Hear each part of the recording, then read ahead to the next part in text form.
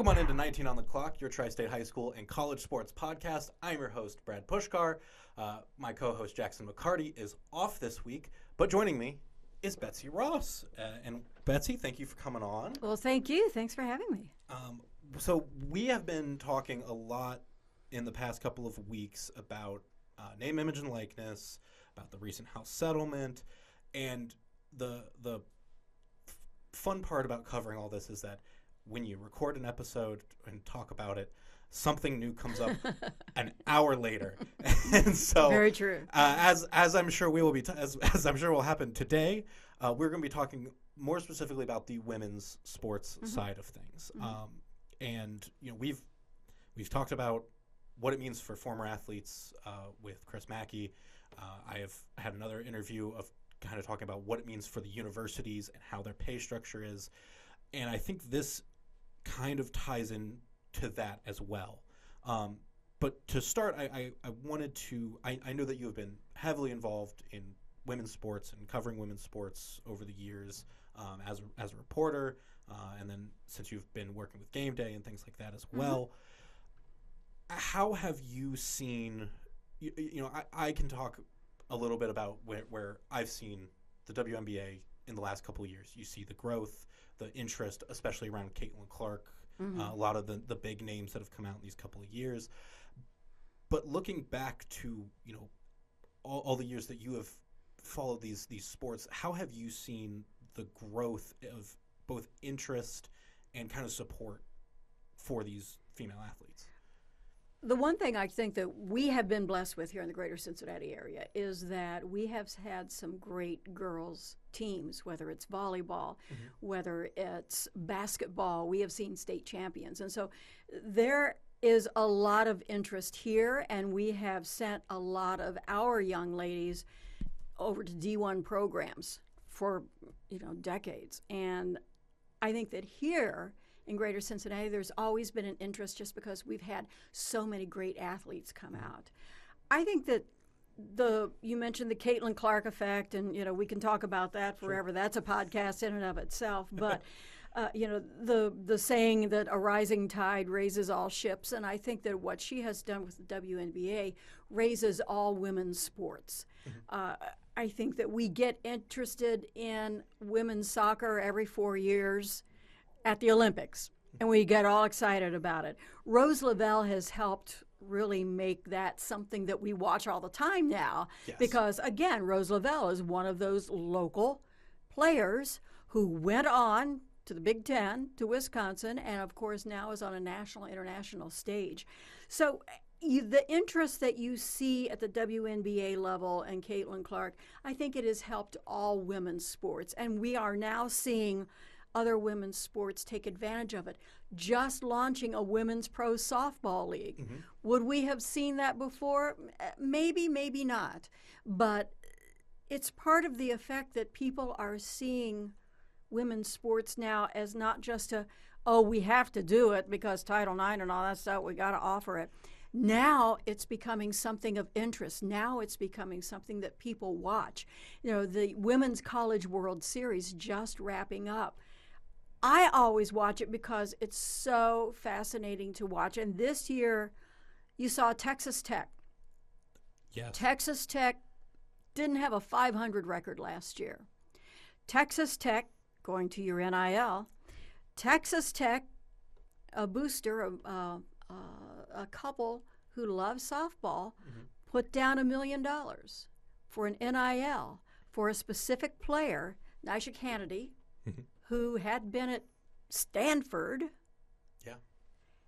Let's put down $1 million to bring her from Stanford to Texas Tech, and all of a sudden, Texas Tech is now in the finals of the College World Series, the last game, and she pitched every minute, every second of that College World Series until they got to the final game, and it became a blowout. But that's what the NIL does. That's what having funds behind these players, that's what it does. All of a sudden, you're in, yes, unfortunately, a bidding war to get these great players, and, them that has gets.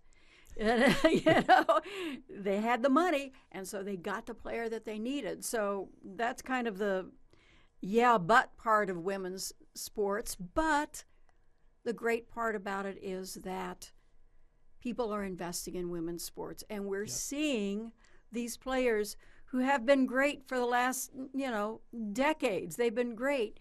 Now there's money behind these programs. Now there's eyeballs that are watching these players. Well, and we were talking a little bit about the Pro Volleyball Federation, which is one of, I believe, 3, maybe soon to be 4 different volleyball leagues in the United States, which has always historically been a much more, you graduate college, you go international and play in Europe or in parts of Asia. And being able to keep these athletes at home, I think, is a huge thing for both for them, where they get to, their families get to come and see every game if they want. But we've also seen, players like Joe Burrow invest in the Columbus Fury, and the Athletes Unlimited. You mentioned the softball league has had their volleyball league. There's League One volleyball. There's, I believe, a major league volleyball, and well, I think at this point volleyball is expanding in a way that it may not be able to fully support, and will kind of, you had the ABA with the NBA for so long, and they came together, right? But tying all that back with the college level, Nebraska filled a football stadium with volleyball fans. Exactly. Exactly. And you mentioned Athletes Unlimited, and that's Kim Eng. Kim Eng is she's a rock star. I mean, she was the first female general manager in Major League Baseball with Miami. She has so much experience. She was born in Indianapolis, and she got so much great experience because she kind of came into baseball. She was a baseball fan. She came into baseball during the Moneyball period when everybody wanted stats. The more stats, the better. Well, she's a stats girl, and so she got to work for, some of the Tiffany franchises. She worked for the Yankees. She worked for the Dodgers. She worked for the front office with Joe Torre. And when she left Miami, then she went to Athletes Unlimited. And you can credit her for doing this, for really seeing the expansion opportunities and really getting these women the opportunities that they need. WNBA is doing the same thing. Maybe you don't want to go overseas during your off season because let's face it, that's where you made the money. We saw what happened to Brittany Griner, and a lot of players said, no, I don't want to do that, and so they came up with a winter league, for lack of better choice of words, but it's a 3-on-3 and it's fun and it's money. It's money that they can make in the off season, and they don't have to go to Europe to do it. Europe or Russia. Or Russia or anywhere else. Anywhere else, they don't really like us right now. So it's better for them to stay home. And you're right. It's an opportunity for their families and their friends and their fans to come see them. You can't beat that. That's great. And more of these names are becoming household names. Right. I'll tell a little story about my dad, where when the basketball tournaments were going on, we were spending time with my grandma, and I was flipping through channels, and I was like, "Oh, let's watch this game." And it was one of the women's basketball games, and he looked for a second, looked away, and then turned back and was like, "Oh, you're watching a women's game?" And I was like, "Yeah, this it's I think it was a Texas game at the time," and I was like, "Yeah, Texas is really good. Yeah, they are. You're gonna want to check this out."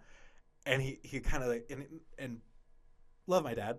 He grew up on the Magic Johnson, Larry Bird era of basketball, and has always kind of stuck that's his favorite style. And I was like, if you miss that era of basketball, it's kind of what you can get from watching the women's game in a way, where it's so much different than the men's side of thing, where the NBA versus college men's basketball is totally different play style, right? And then on top of it, the WNBA and women's college are both different as well. And I was like, there's a little bit of everything for everyone across the vast spectrum of sports now. It's very true. And so as we've been talking about in NIL, the big thing that came out of the settlement is setting a cap on how much can be spent across the board by universities for athletes. So you mentioned the $1 million going towards a softball player at Texas Tech. And what I have I've been doing a little bit of research, reading into a little bit more of how universities are planning to support all of these sports, because they can only spend $20 million and some change. What I've using the website nilncaa.com, they've been compiling data of what different power conference schools have been reporting that they are going to be allocating that revenue share for this coming year. And I think, unsurprisingly, most of it is going towards football. Absolutely. We're in Ohio. We see the Ohio State Buckeyes. Yeah. About 75% is estimated to be going towards football. So that's about 15.3 million. The next amount is 16% towards men's basketball, about 3.2 million. And one of the big things with that is just the differences in roster sizes. Football is going to be able to have 105.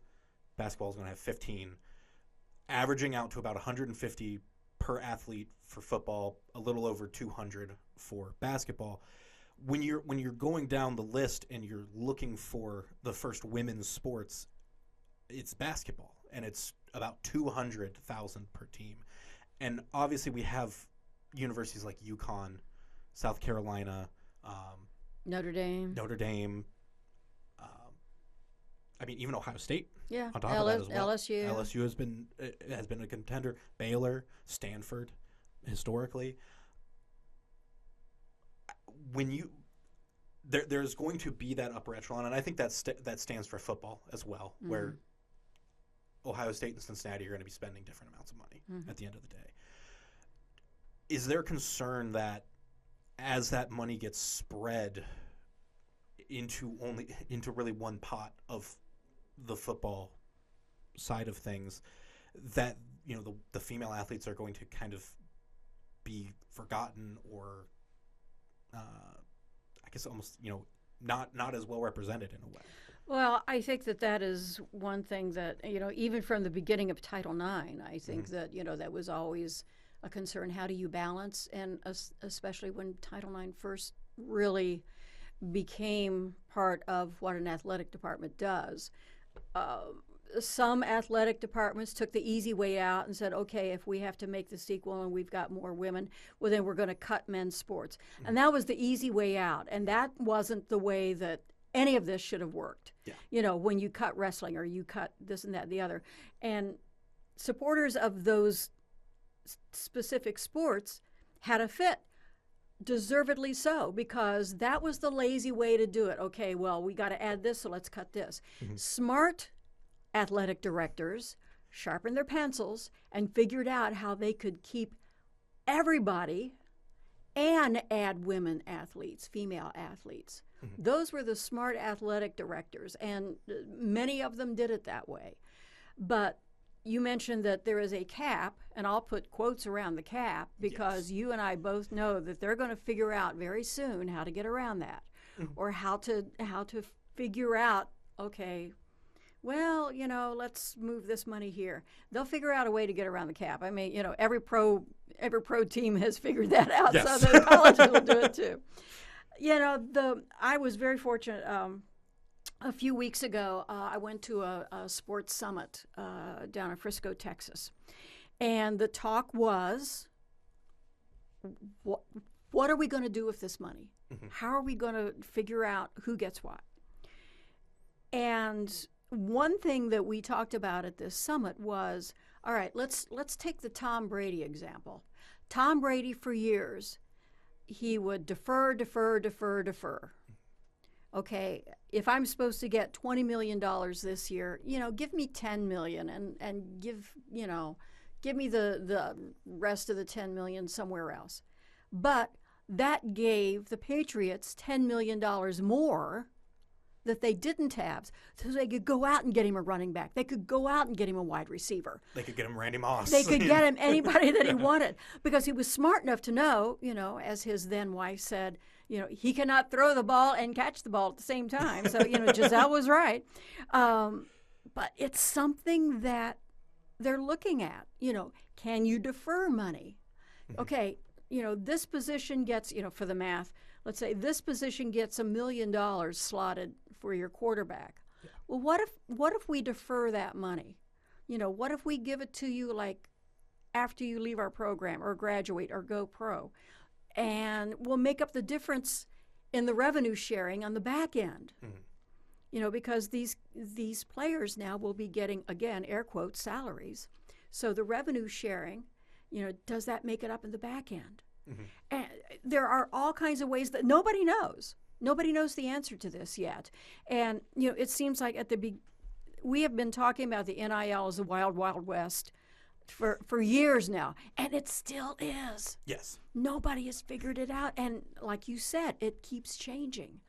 Having said all of that, as you mentioned, there are lawsuits already from women's student athletes going, wait a minute, this is all supposed to be equal, so how comes the quarterback gets $1 million?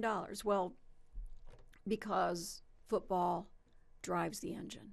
Yes. They drive the entire program, and let's face it, there are programs where it doesn't work out that way, that they have a strong men's basketball or a strong women's basketball like UConn, but 9 schools out of 10, football pays for just about everything else. Yes. I mean, let's face it, that is the way of the world, and I think that everybody has to kind of work around how that is going to work. Yes, there's a lot of money. Georgia's athletic budget for everything, $223 million.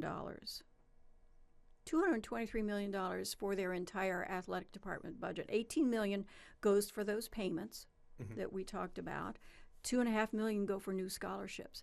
You take that, and then I'll use Ball State as an example because that's where I went to school. Sure. Ball State, their athletic department budget is $30 million. Yes. So you're talking $220 million over here. You're talking $30 million over here. So are you going to be able to support your women's tennis? That's, again, you got to sharpen your pencil. And I think that my fear is, and this is only just, my opinion, but especially now that we have conferences that are spread out across the country. If I have a Rutgers women's golf team, am I going to spend the money to fly them to L.A. to play our new Big Ten friends, USC and UCLA and everybody else that's over there on the west side of this country? Yeah. Am I going to pay that much? Am I going to spend that much for a sport that, frankly, is not revenue generating? And I think that's where the decision will come. Those are the decisions that athletic directors have to make. Again, you've got Title IX. You've got Title IX there that says you got to offer this. And so, how you balance that, I'm not an athletic director, and these are days that I'm glad I'm not. But how do you balance that? When you're looking, and we're talking about the Power 5, Power 4. We're not even touching the Group of 5, which again, includes schools like the MAC, like Conference USA, some of those schools that are closer to Ball State's $30 million for their budgets. Because that's when you mentioned Georgia's budget, it's the point of that $20 million cap for players specifically came from it's about 10% of the average budget across all the schools, but it's so heavily weighted in some ways towards like Ohio State, where they are going to have 300 to 350, things like that, where that 10% is not even actually 10% for the big players, but that 10% is 50 to 75% for schools like Ball State, like Miami, like Xavier, even at that point. Now Xavier obviously has the benefit of not having to fund a football team, right? And Joe and Jeremy and I and Jackson and I have talked about how that's going to be a benefit for the men's team and likely for the women's team in the long run. Where as we've mentioned, Connecticut basketball, you got to compete in the Big East. So being able to invest on that side of things, but as we mentioned, Title IX, one of the key parts of it originally was that it wasn't even just that, if you offer a men's sport, you have a women's alternative.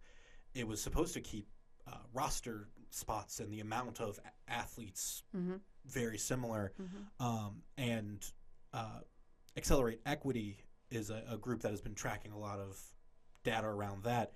And as of 2023, there are about 220,000 roster spots short of meeting the requirement across all universities to accurately represent the split of student body. So if you had 55% female athletes, it would balance out to be like that. Right. And I was going through some different schools through their dashboard, and like Ohio State comes up short, Cincinnati comes up short, Xavier, all props, actually overcame. I was very very impressed with that. But it's one of those things where, as we keep talking about the money behind it too, when the NCAA worked with CBS to sell the rights to the men's basketball tournament, it's I think a couple $100 million, if I can remember correctly, or it's close to $1 billion deal. But at the same time, that what they kind of hold within it is the rights to the selling of advertisement and sponsorships around the women's tournament, which isn't on CBS.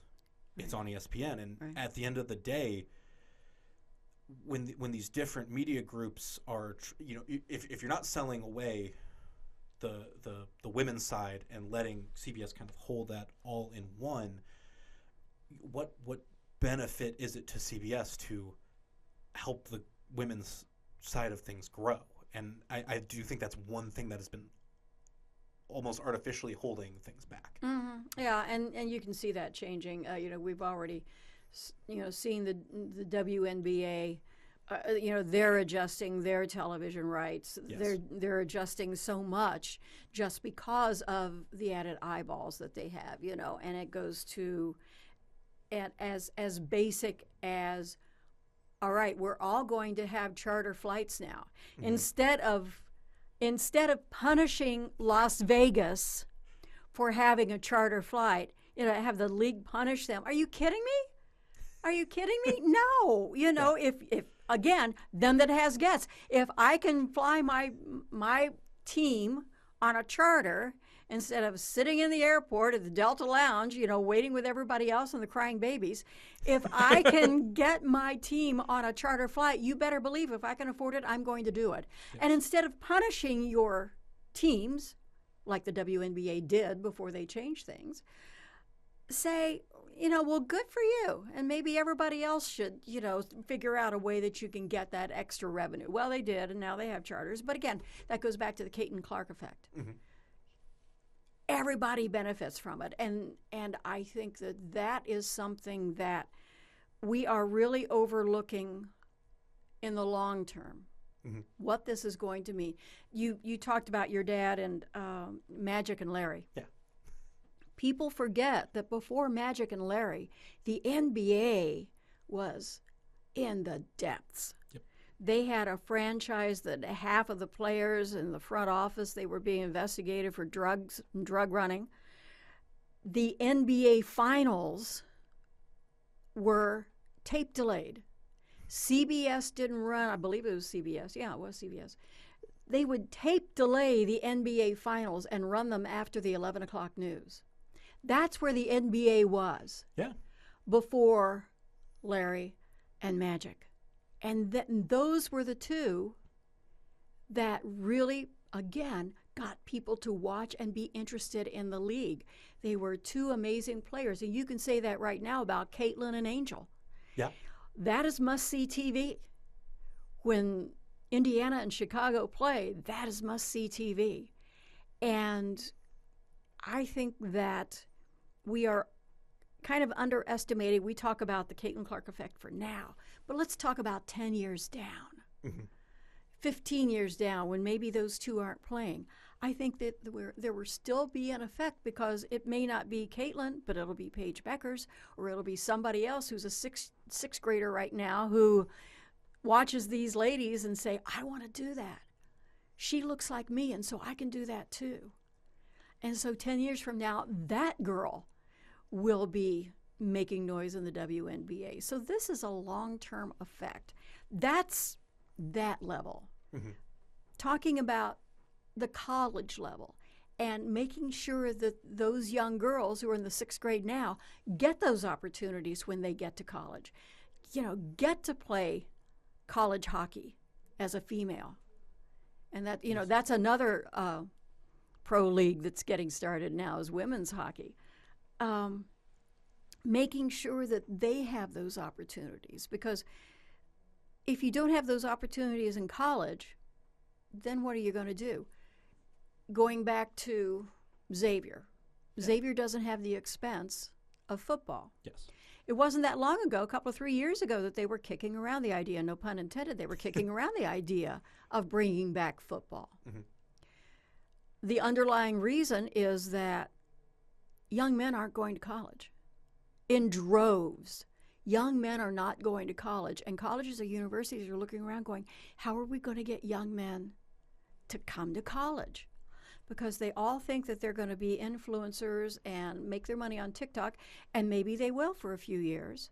But then what happens when the next big thing comes along and all of a sudden people aren't watching your feeds anymore? How do you get young men to come to college? You start a football team. And that was something that, Xavier was kicking around not all that long ago. They went the medical school route, and they're adding the medical school. Ball State, going back to Ball State has an amazing esports program. Yes. They have amazing esports teams that win awards every year. They play just like a varsity team would.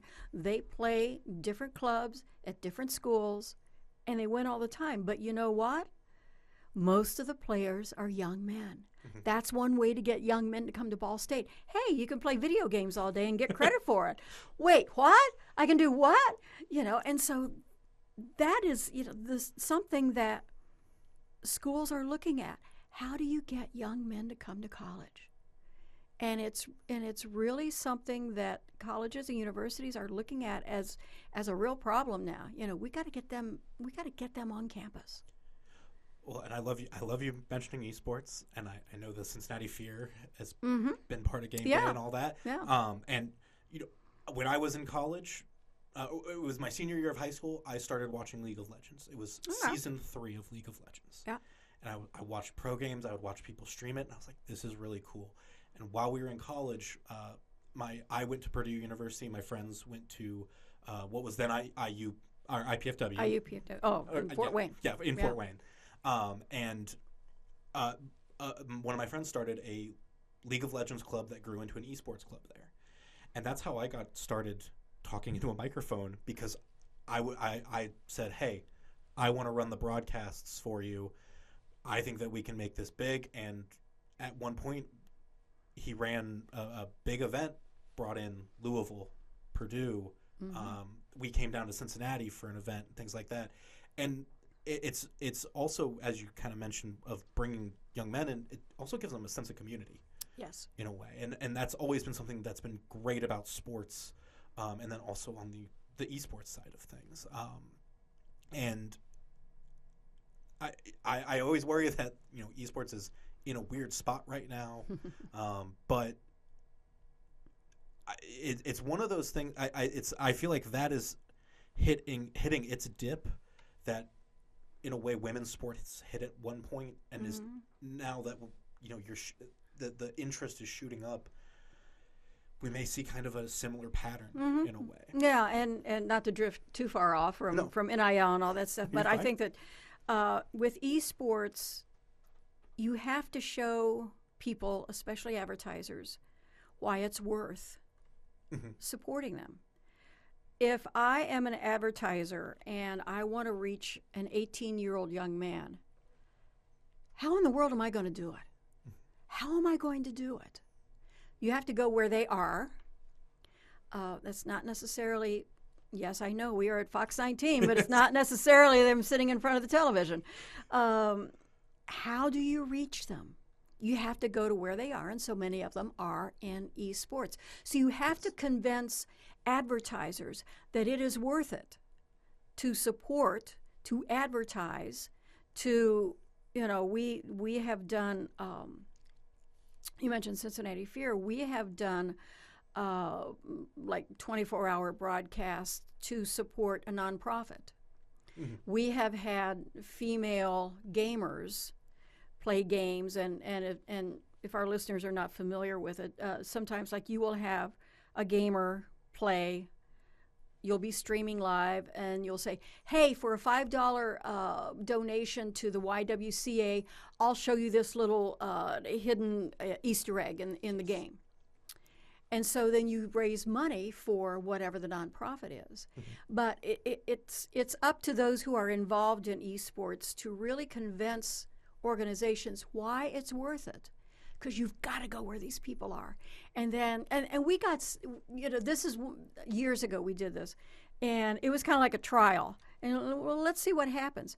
And then we got a lot of female gamers who were involved, which was kind of fun, because female gamers are kind of, trying to find their area as well. Yes. But then we got like comments like, oh, my grandma was involved in the YWCA in my hometown, and it's really cool that I can support them and all that kind of stuff.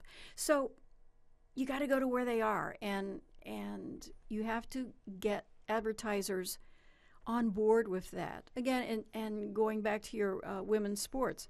Women's sports used to be one of these things that, all right, if you want to advertise with men's basketball, well, you got to advertise with women's basketball too. Yes. Well, now it's the other way around. Now people are seeing that it's not just a charity case that I'm an advertiser for women's sports. Now I know that there are eyeballs, and now I know that I'm getting value for my dollar. Mm-hmm. And that's, I think, the real turning point for women's sports now, that it's not just a giveaway. It's something that people are seeing the value of investing in and in advertising in women's sports. And I think there's a little bit of a social aspect to it, too, where the consumer sees this company is supporting women's sports, is wanting to help empower mm-hmm.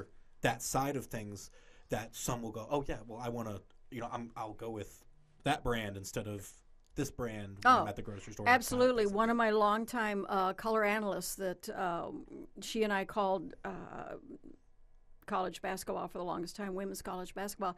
She has her own State Farm insurance agency. Mm-hmm. And she said she chose State Farm Insurance when she graduated because State Farm has been such a long time supporter of women's basketball. And so that's why she got to be a State Farm agent, because she knew that they supported women's basketball and she wanted to support them as well. So that right there is one example. Yes. And again, our last time for verging off onto the esports side of things.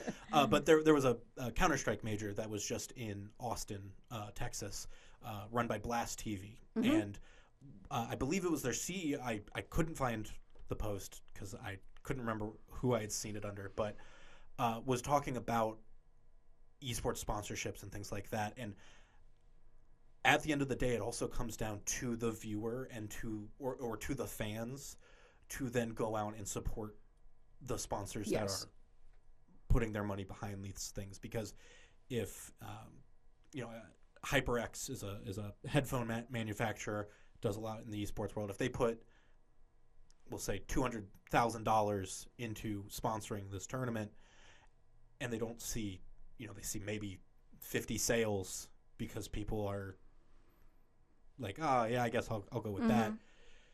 that. That's when then these budgets start to be reconsidered and things like that. And obviously that applies for all sports mm-hmm. and all sides of things. Right. It becomes real dollars then. Yes. So exactly. Real benefit. And one other thing, Deloitte, which has been the consulting firm kind of behind a lot of both that'll be handling the NIL evaluations and things like that. They did estimate that women's sports are going to earn $2.35 billion globally this year, which is a 25% increase over last year. Yeah. And so, it's line is going up, mm-hmm. as I always like to say. Mm-hmm. and the athletes are getting better. And Stephanie White the other day when Caitlin Clark just got mugged. She got beaten up. I mean, it was one of these games that I'm sure for her it wasn't a lot of fun, but secretly it was kind of, it was fun to watch because you got these two really good teams going at it. And it was kind of fun to see that neither side backed down. And at the end of the game, you saw that one of Caitlin Clark's teammates took out the gal that was beating up on Caitlin Clark, and you're going, this is great.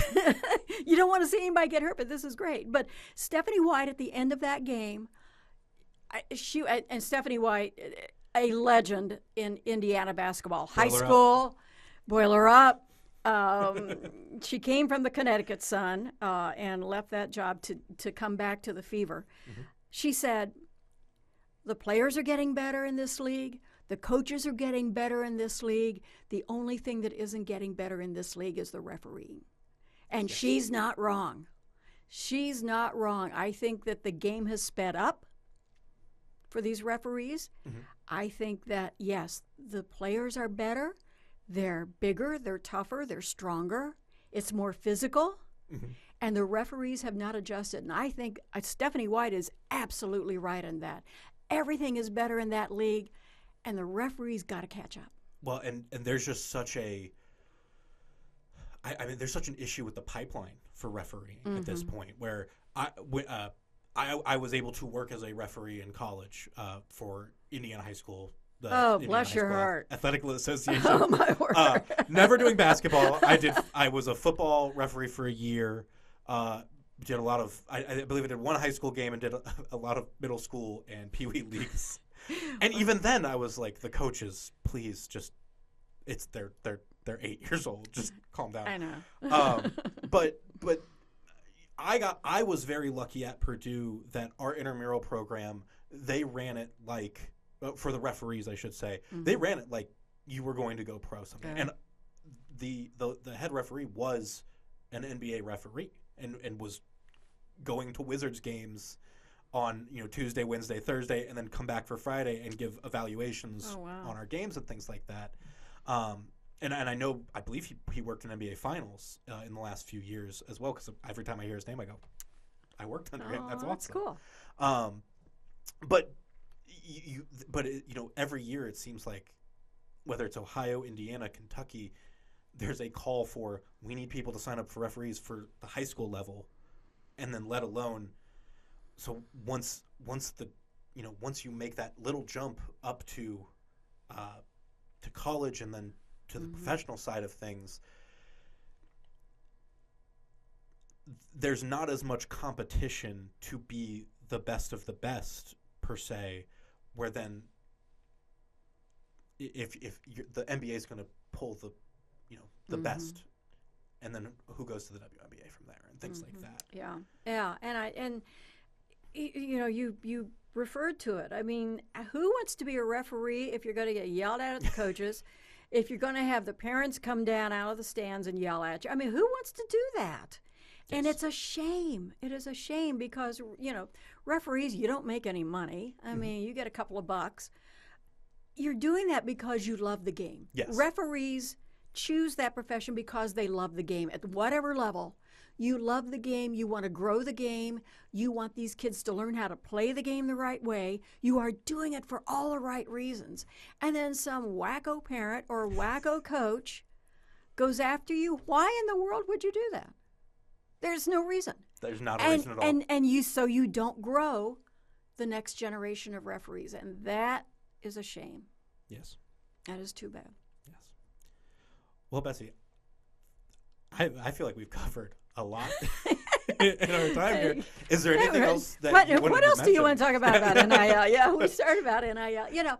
I think that, again, the rules will change. Yes.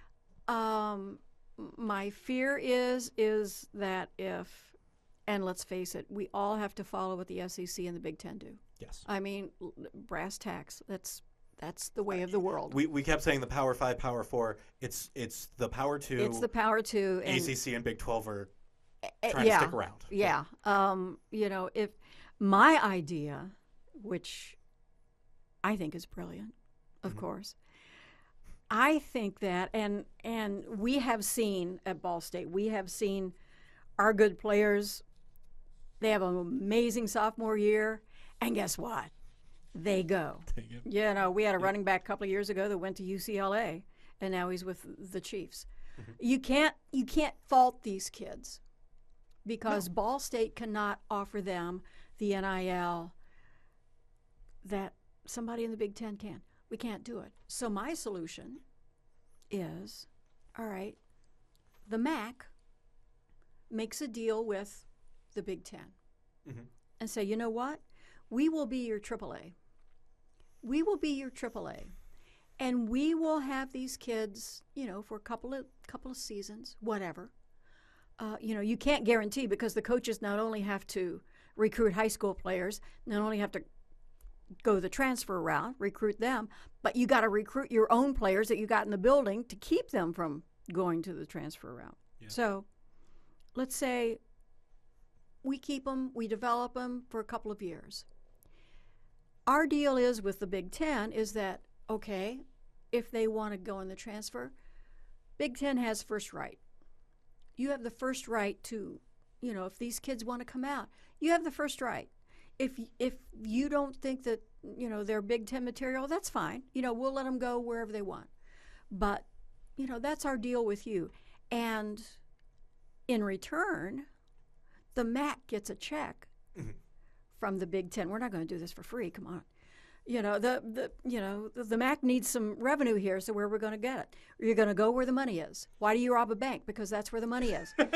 Why do I want to make a Big Ten deal? Because that's where the money is. Yeah. So see, that's my idea, and I can't claim it. Stephen Albritton, another Ball State. He was a cheerleader, by the way, at Ball State. But Ball State is very proud of Steve, and he works across the street. But he and I were talking about what in the world will the MAC, the ASUN, Conference USA, what do you do? Well, my solution is make a deal with them. The MAC gets a check from Big Ten. Big Ten gets first right of, you know, players that they think that would work in whatever sport. And then if you don't want them, that's fine. They can go anywhere else. So there you go. So if that happens, Steve Albritton and I will get some kickback. You're gonna make your claim. Yes. Well, and I was speaking with Michael Goldman, who's a lawyer with KMK Law, and has worked in sports and things like that. And he said his big thing is it's probably going to look like how the MLS and the soccer world works, where okay, we'll send you this player and you're going to pay us this much because there's no draft picks. There's no you only have so many years with the players at the end of the day anyway. That, you know, if when Curtis Rourke went from Ohio to Indiana, right, Hoosiers write up a check, $500,000 over to Ohio or whatever. I don't mind that at all.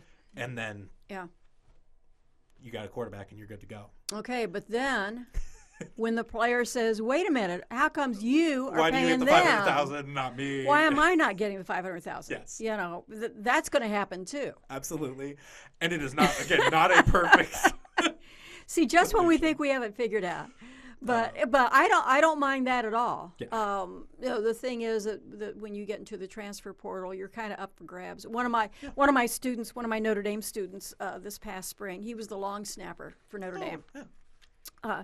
You never heard his name, and that's a good thing because you never want to hear the long snapper's name, because when you hear his name, you know something happened that's not good. There's trouble with the snap. Yeah, there's trouble with the snap. But Reno is just this good kid. He was a walk-on at Notre Dame, finished in 3 years, of course. Why not? He went into the transfer portal, and he was telling me the whole process, which is fascinating, but very quickly. He entered the transfer portal at 10 in the morning. Like an hour later, Cal Berkeley contacted him. By 1 o'clock, he was on the phone with them. By 6 o'clock, he had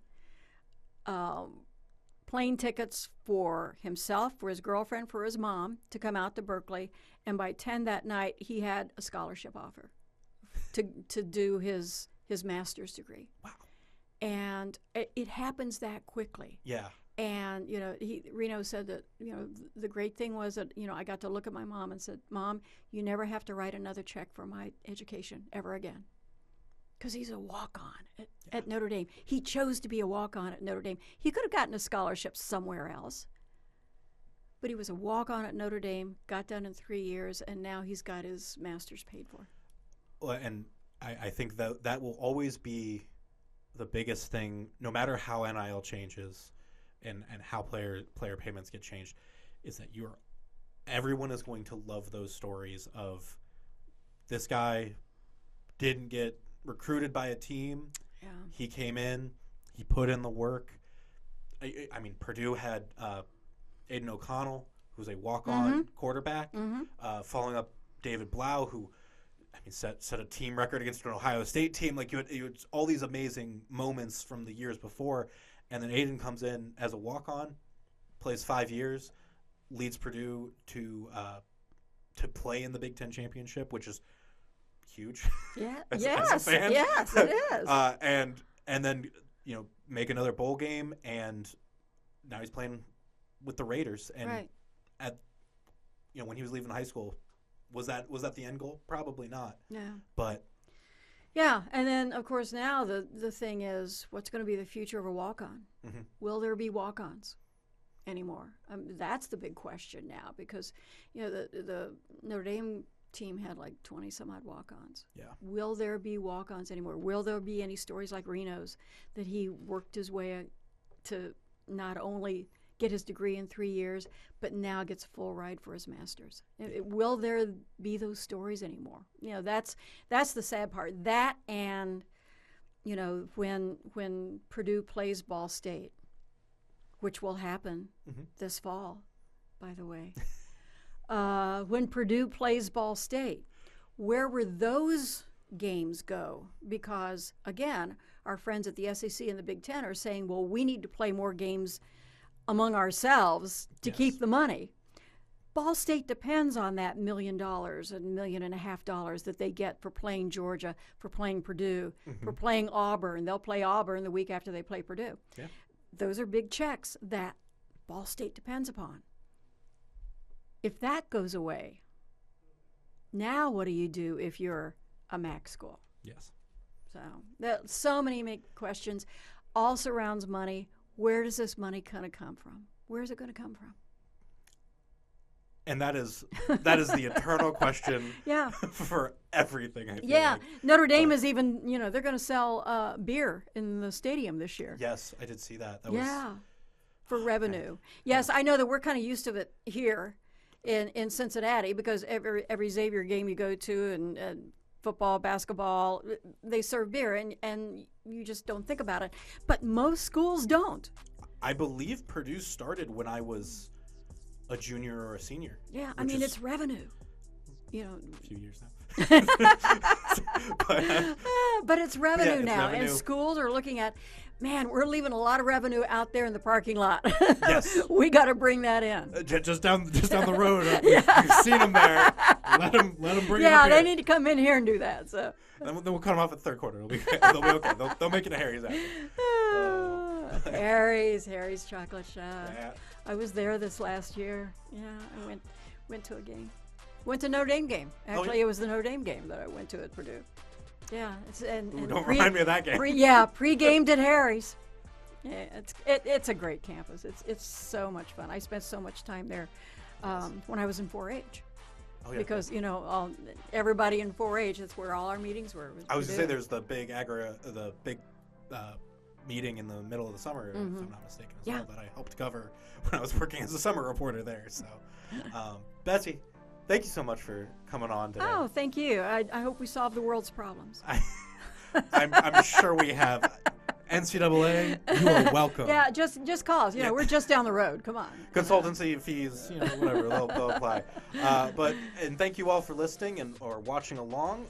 As always, you can subscribe on Spotify, Apple Podcasts, wherever you get your podcasts. And then the video version is on the FOX19 website and the FOX19 Now YouTube page. Thank you all for watching. We'll see you next time.